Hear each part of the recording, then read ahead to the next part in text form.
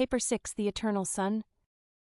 The Eternal Son is the perfect and final expression of the first personal and absolute concept of the Universal Father. Accordingly, whenever and however the Father personally and absolutely expresses himself, he does so through his eternal Son, who ever has been, now is, and ever will be the living and divine Word. And this eternal Son is residential at the center of all things, in association with, and immediately enshrouding the personal presence of, the eternal and universal Father. We speak of God's first thought, and allude to an impossible time origin of the eternal Son, for the purpose of gaining access to the thought channels of the human intellect. Such distortions of language represent our best efforts at contact compromise with the time-bound minds of mortal creatures. In the sequential sense, the Universal Father never could have had a first thought, nor could the Eternal Son ever have had a beginning. But I was instructed to portray the realities of eternity to the time-limited minds of mortals by such symbols of thought, and to designate the relationships of eternity by such time concepts of sequentiality. The Eternal Son is the spiritual personalization of the Paradise Father's universal and infinite concept of divine reality, unqualified spirit, and absolute personality. And thereby does the Son constitute the divine revelation of the Creator identity of the Universal Father. The perfect personality of the Son discloses that the Father is actually the eternal and universal source of all the meanings and values of the spiritual, the volitional, the purposeful, and the personal. In an effort to enable the finite mind of time to form some sequential concept of the relationships of the eternal and infinite beings of the Paradise Trinity, we utilize such license of conception as to refer to the Father's first personal, universal, and infinite concept. It is impossible for me to convey to the human mind any adequate idea of the eternal relations of the deities. Therefore do I employ such terms as will afford the finite mind something of an idea of the relationship of these eternal beings in the subsequent eras of time. We believe the Son sprang from the Father. We are taught that both are unqualifiedly eternal. It is apparent, therefore, that no time creature can ever fully comprehend this mystery of a Son who is derived from the Father, and yet who is coordinately eternal with the Father himself. Identity of the Eternal Son. The Eternal Son is the original and only begotten Son of God. He is God the Son, the second person of deity and the associate creator of all things. As the Father is the first great source and center, so the Eternal Son is the second great source and center. The Eternal Son is the spiritual center and the divine administrator of the spiritual government of the universe of universes. The Universal Father is first a creator and then a controller. The Eternal Son is first a co-creator and then a spiritual administrator. God is spirit, and the Son is a personal revelation of that spirit. The first source and center is the volitional absolute. The second source and center is the personality absolute. The Universal Father never personally functions as a creator except in conjunction with the Son or with the coordinate action of the Son. Had the New Testament writer referred to the Eternal Son, he would have uttered the truth when he wrote, "In the beginning was the Word, and the Word was with God, and the Word was God. All things were made by him, and without him was not anything made that was made." When a son of the Eternal Son appeared on Urantia, those who fraternized with this divine being in human form alluded to him as he who was from the beginning, whom we have heard, whom we have seen with our eyes, whom we have looked upon, and our hands have handled, even the word of life. And this bestowal Son came forth from the Father just as truly as did the original Son, as is suggested in one of his earthly prayers. "And now, O my Father, glorify me with your own self, with the glory which I had with you before this world was." The Eternal Son is known by different names in various universes.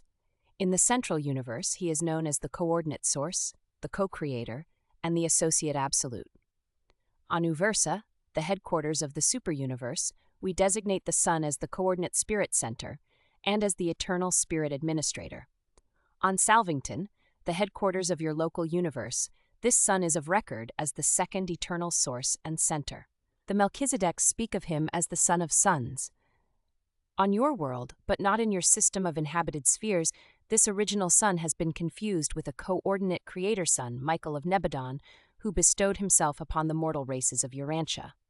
Although any of the paradise sons may fittingly be called sons of God, we are in the habit of reserving the designation the Eternal Son for this original Son, the second source and center, co-creator with the universal Father of the central universe of power and perfection, and co-creator of all other divine sons who spring from the infinite deities.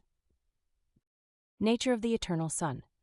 The Eternal Son is just as changeless and infinitely dependable as the universal Father. He is also just as spiritual as the Father, just as truly an unlimited spirit. To you of lowly origin, the Son would appear to be more personal, since he is one step nearer you in approachability than is the universal Father. The Eternal Son is the eternal Word of God. He is wholly like the Father. In fact, the Eternal Son is God the Father, personally manifest to the universe of universes. And thus it was and is and forever will be true of the Eternal Son and of all the coordinate Creator Sons. He who has seen the Son has seen the Father. In nature, the Son is wholly like the Spirit Father. When we worship the universal Father, actually we at the same time worship God the Son and God the Spirit. God the Son is just as divinely real and eternal in nature as God the Father. The Son not only possesses all the Father's infinite and transcendent righteousness, but the Son is also reflective of all the Father's holiness of character. The Son shares the Father's perfection and jointly shares the responsibility of aiding all creatures of imperfection in their spiritual efforts to attain divine perfection. The Eternal Son possesses all the Father's character of divinity and attributes of spirituality. The Son is the fullness of God's absoluteness in personality and spirit. And these qualities the Son reveals in his personal management of the spiritual government of the universe of universes. God is indeed a universal spirit. God is spirit. And this spirit nature of the Father is focalized and personalized in the deity of the Eternal Son. In the Son, all spiritual characteristics are apparently greatly enhanced by differentiation from the universality of the first source and center. And as the Father shares his spirit nature with the Son, so do they together just as fully and unreservedly share the divine spirit with the conjoint actor, the infinite spirit. In the love of truth and in the creation of beauty, the Father and the Son are equal, except that the Son appears to devote himself more to the realization of the exclusively spiritual beauty of universal values. In divine goodness, I discern no difference between the Father and the Son. The Father loves his universe children as a father. The Eternal Son looks upon all creatures both as father and as brother. Ministry of the Father's love. The Son shares the justice and righteousness of the Trinity, but overshadows these divinity traits by the infinite personalization of the Father's love and mercy. The Son is the revelation of divine love to the universes. As God is love, so the Son is mercy. The Son cannot love more than the Father, but he can show mercy to creatures in one additional way, for he not only is a primal creator like the Father, but he is also the eternal Son of that same Father, thereby sharing in the sonship experience of all other sons of the universal Father. The Eternal Son is the great mercy minister to all creation. Mercy is the essence of the Son's spiritual character. The mandates of the Eternal Son, as they go forth over the spirit circuits of the second source and center, are keyed in tones of mercy. To comprehend the love of the Eternal Son, you must first perceive its divine source, the Father, who is love, and then behold the unfolding of this infinite affection in the far-flung ministry of the infinite Spirit and his almost limitless host of ministering personalities. The ministry of the Eternal Son is devoted to the revelation of the God of love to the universe of universes. This divine Son is not engaged in the ignoble task of trying to persuade his gracious Father to love his lowly creatures and to show mercy to the wrongdoers of time. How wrong to envisage the Eternal Son as appealing to the universal Father to show mercy to his lowly creatures on the material worlds of space. Such concepts of God are crude and grotesque. Rather should you realize that all the merciful ministrations of the sons of God are a direct revelation of the Father's heart of universal love and infinite compassion. The Father's love is the real and eternal source of the Son's mercy. God is love, the Son is mercy. Mercy is applied love, the Father's love in action in the person of his eternal Son. The love of this universal Son is likewise universal. As love is comprehended on a sex planet the love of God is more comparable to the love of a father, while the love of the eternal Son is more like the affection of a mother. Crude, indeed, are such illustrations, but I employ them in the hope of conveying to the human mind the thought that there is a difference, not in divine content, but in quality and technique of expression, between the love of the Father and the love of the Son. Attributes of the Eternal Son. The Eternal Son motivates the spirit level of cosmic reality. The spiritual power of the Son is absolute in relation to all universe actualities. He exercises perfect control over the interassociation of all undifferentiated spirit energy and over all actualized spirit reality through his absolute grasp of spirit gravity. All pure, unfragmented spirit and all spiritual beings and values are responsive to the infinite drawing power of the primal Son of Paradise. And if the eternal future should witness the appearance of an unlimited universe, the spirit gravity and the spirit power of the original Son will be found wholly adequate for the spiritual control and effective administration of such a boundless creation. The Son is omnipotent only in the spiritual realm.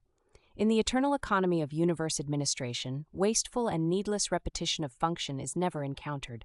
The deities are not given to useless duplication of universe ministry. The omnipresence of the original Son constitutes the spiritual unity of the universe of universes. The spiritual cohesion of all creation rests upon the everywhere active presence of the divine spirit of the eternal Son. When we conceive of the Father's spiritual presence, we find it difficult to differentiate it in our thinking from the spiritual presence of the eternal Son. The Spirit of the Father is eternally resident in the Spirit of the Son. The Father must be spiritually omnipresent, but such omnipresence appears to be inseparable from the everywhere spirit activities of the eternal Son. We do, however, believe that in all situations of Father-Son presence of a dual spiritual nature, the Spirit of the Son is coordinate with the Spirit of the Father. In his contact with personality, the Father acts in the personality circuit.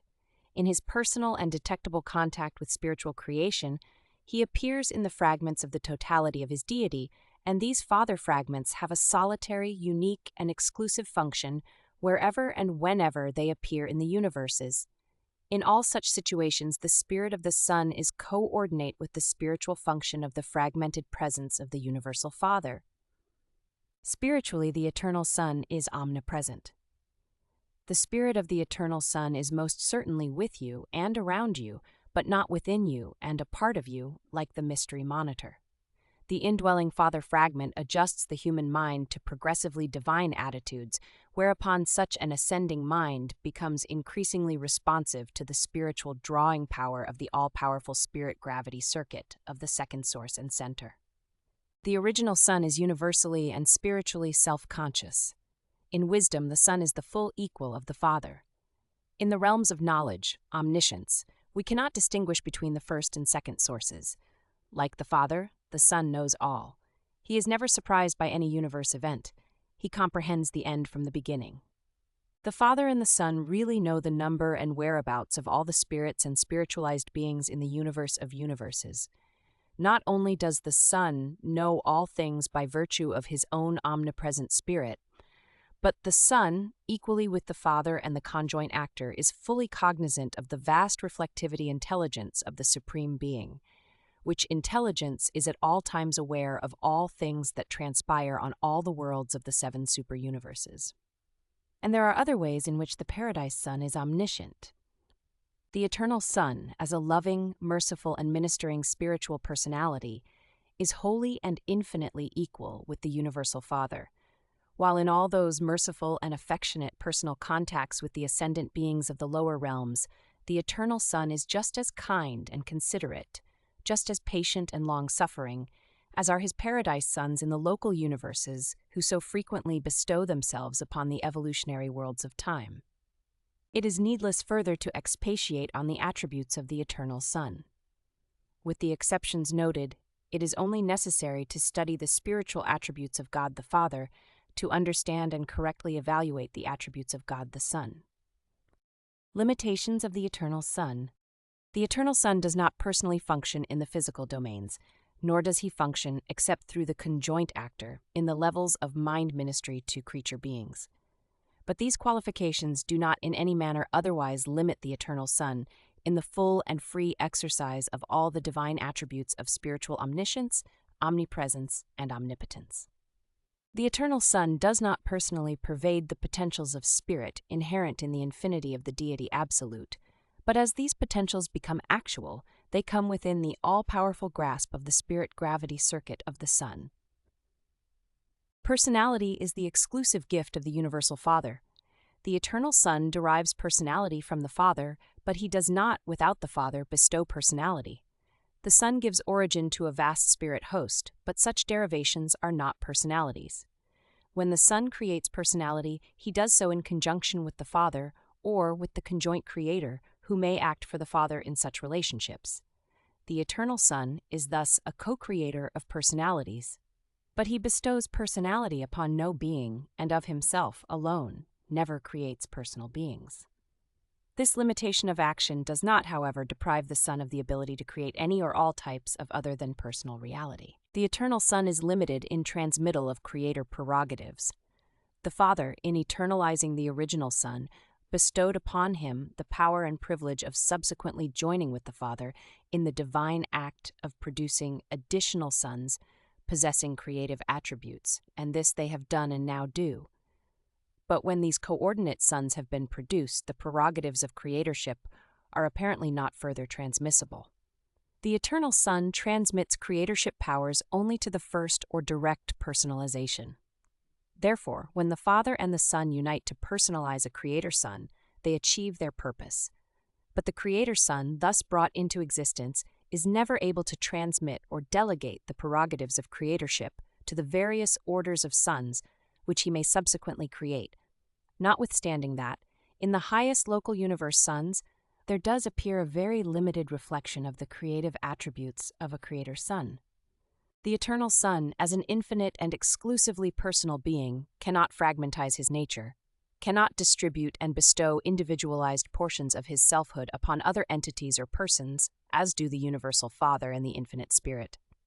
But the Son can and does bestow himself as an unlimited spirit, to bathe all creation and unceasingly draw all spirit personalities and spiritual realities to himself. Ever remember, the Eternal Son is the personal portrayal of the Spirit Father to all creation. The Son is personal and nothing but personal in the deity sense. Such a divine and absolute personality cannot be disintegrated or fragmentized. God the Father and God the Spirit are truly personal, but they are also everything else in addition to being such deity personalities. Though the Eternal Son cannot personally participate in the bestowal of the thought adjusters, he did sit in council with the Universal Father in the eternal past, approving the plan and pledging endless cooperation, when the Father, in projecting the bestowal of the thought adjusters, proposed to the Son, "Let us make mortal man in our own image." And as the spirit fragment of the Father dwells within you, so does the spirit presence of the Son envelop you, while these two forever work as one for your spiritual advancement. The spirit mind. The Eternal Son is spirit and has mind, but not a mind or a spirit which mortal mind can comprehend. Mortal man perceives mind on the finite, cosmic, material, and personal levels. Man also observes mind phenomena in living organisms functioning on the subpersonal animal level, but it is difficult for him to grasp the nature of mind when associated with supermaterial beings and as a part of exclusive spirit personalities. Mind must, however, be differently defined when it refers to the spirit level of existence, and when it is used to denote spirit functions of intelligence. That kind of mind which is directly allied with spirit is comparable neither to that mind which coordinates spirit and matter, nor to that mind which is allied only with matter. Spirit is ever conscious, minded, and possessed of varied phases of identity. Without mind in some phase, there would be no spiritual consciousness in the fraternity of spirit beings. The equivalent of mind, the ability to know and be known, is indigenous to deity. Deity may be personal, prepersonal, superpersonal, or impersonal, but deity is never mindless, that is, never without the ability, at least to communicate with similar entities, beings, or personalities. The mind of the Eternal Son is like that of the Father, but unlike any other mind in the universe, and with the mind of the Father it is ancestor to the diverse and far-flung minds of the conjoint Creator.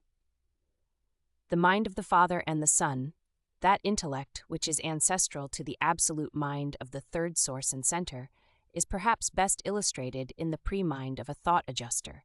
For, though these father fragments are entirely outside of the mind circuits of the conjoint actor, they have some form of pre-mind. They know as they are known. They enjoy the equivalent of human thinking. The Eternal Son is wholly spiritual. Man is very nearly entirely material. Therefore, much pertaining to the spirit personality of the Eternal Son, to his 7 spiritual spheres encircling paradise, and to the nature of the impersonal creations of the Paradise Son, will have to await your attainment of spirit status following your completion of the Urantia ascension of the local universe of Nebadon. And then, as you pass through the super-universe and on to Havona, many of these spirit-concealed mysteries will clarify as you begin to be endowed with the mind of the Spirit, spiritual insight. Personality of the Eternal Son. The Eternal Son is that infinite personality from whose unqualified personality fetters the Universal Father escaped by the technique of trinitization, and by virtue of which he has ever since continued to bestow himself in endless profusion upon his ever-expanding universe of creators and creatures. The Son is absolute personality. God is Father personality, the source of personality, the bestower of personality, the cause of personality. Every personal being derives personality from the Universal Father, just as the original Son eternally derives his personality from the Paradise Father. The personality of the Paradise Son is absolute and purely spiritual, and this absolute personality is also the divine and eternal pattern. First, of the Father's bestowal of personality upon the conjoint actor, and subsequently, of his bestowal of personality upon the myriads of his creatures throughout a far-flung universe. The Eternal Son is truly a merciful minister, a divine spirit, a spiritual power, and a real personality. The Son is the spiritual and personal nature of God made manifest to the universes, the sum and substance of the first source and center, divested of all that which is non-personal, extra-divine, non-spiritual, and pure potential. But it is impossible to convey to the human mind a word picture of the beauty and grandeur of the supernal personality of the Eternal Son. Everything that tends to obscure the Universal Father operates with almost equal influence to prevent the conceptual recognition of the Eternal Son. You must await your attainment of paradise, and then you will understand why I was unable to portray the character of this absolute personality to the understanding of the finite mind. Realization of the Eternal Son. Concerning identity, nature, and other attributes of personality, the Eternal Son is the full equal, the perfect complement, and the eternal counterpart of the Universal Father. In the same sense that God is the Universal Father, the Son is the Universal Mother, and all of us, high and low, constitute their universal family. To appreciate the character of the Son, you should study the revelation of the divine character of the Father. They are forever and inseparably one. As divine personalities, they are virtually indistinguishable by the lower orders of intelligence. They are not so difficult of separate recognition by those whose origin is in the creative acts of the deities themselves. Beings of nativity in the central universe and on paradise discern the Father and the Son not only as one personal unity of universal control, but also as two separate personalities functioning in definite domains of universe administration. As persons, you may conceive of the Universal Father and the Eternal Son as separate individuals, for they indeed are.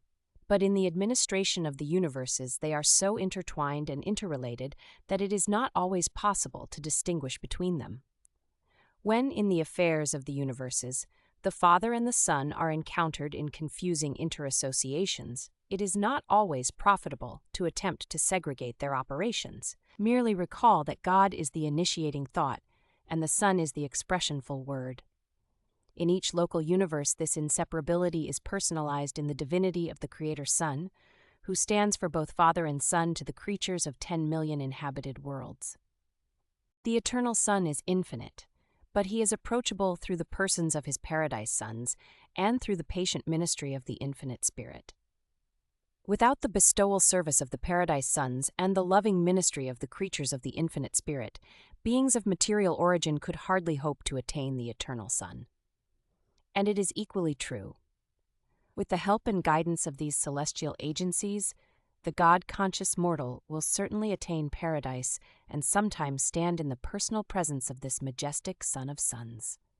Even though the eternal Son is the pattern of mortal personality attainment, you find it easier to grasp the reality of both the Father and the Spirit, because the Father is the actual bestower of your human personality, and the infinite Spirit is the absolute source of your mortal mind. But as you ascend in the paradise path of spiritual progression, the personality of the eternal Son will become increasingly real to you, and the reality of his infinitely spiritual mind will become more discernible to your progressively spiritualizing mind. Never can the concept of the eternal Son shine brightly in your material or subsequent morontial mind. Not until you spiritize and commence your spirit ascension will the comprehension of the personality of the eternal Son begin to equal the vividness of your concept of the personality of the Creator Son of Paradise, Origin, who, in person and as a person, one time incarnated and lived on Urantia as a man among men. Throughout your local universe, experience the Creator Son, whose personality is comprehensible by man, must compensate for your inability to grasp the full significance of the more exclusively spiritual but nonetheless personal eternal Son of Paradise. As you progress through Orvanton and Havona, as you leave behind you the vivid picture and deep memories of the Creator Son of your local universe, the passing of this material and Urantia experience will be compensated by ever-enlarging concepts and intensifying comprehension of the eternal Son of Paradise, whose reality and nearness will ever augment as you progress paradiseward. The eternal Son is a grand and glorious personality. Although it is beyond the powers of the mortal and material mind to grasp the actuality of the personality of such an infinite being, doubt not, he is a person. I know whereof I speak. Times almost without number I have stood in the divine presence of this eternal Son, and then journeyed forth in the universe to execute his gracious bidding. Indicted by a divine counselor assigned to formulate this statement depicting the eternal Son of Paradise,